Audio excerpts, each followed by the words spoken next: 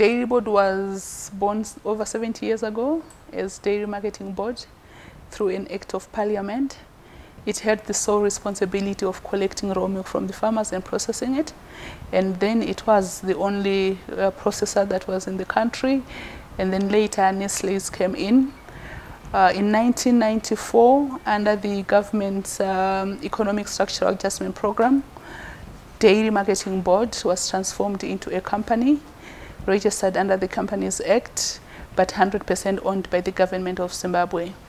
In 1997, under the leadership of Anthony Mandiwanza, the company was listed on the Zimbabwe Stock Exchange through an IPO, which was 10 times oversubscribed. And because of that history, the company has over 5,000 shareholders.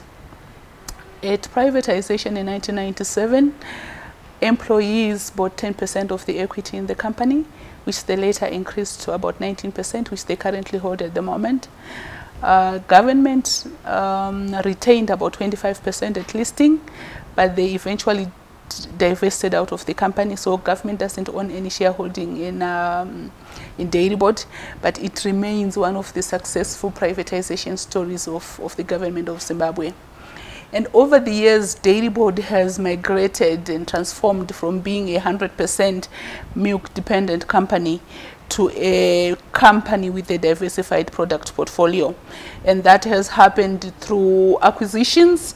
We acquired Lyons in 2001, and it also happened through extensive research and development, where the research and development team have come up with new products.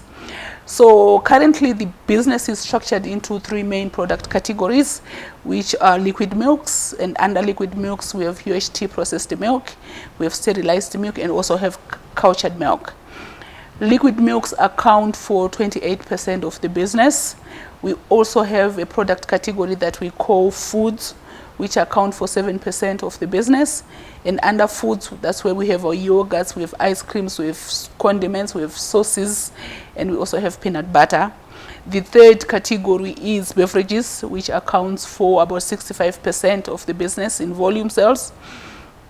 And under the beverages, we have dairy fruit blends. We also have a traditional flavored maheu and traditional maheu. We also have hot beverages. That's where we have our quick brew tea and drinking chocolate. Those are largely the product categories that we have as a business. We also have a property portfolio, which houses the properties of the business for leasing to the operating company and also to third parties. So that's basically how the business is structured.